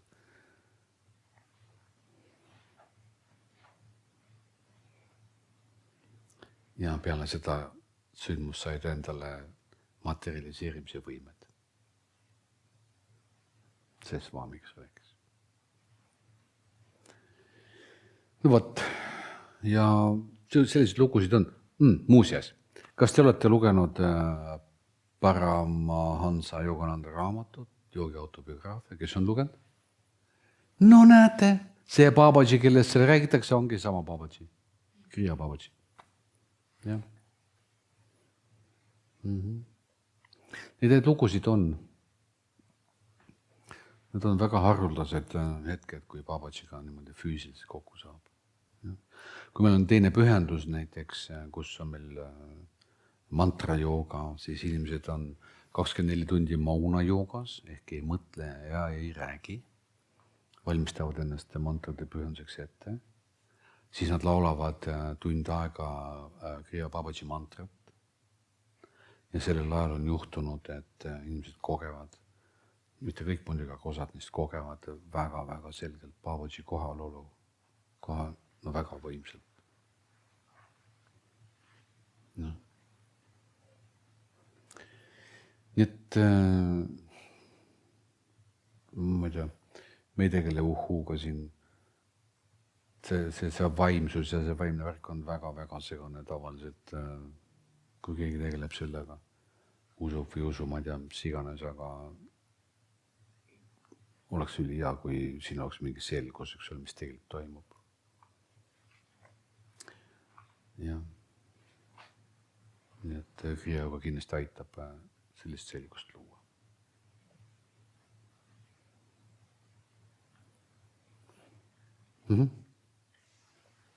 Ja. Kas midagi veel?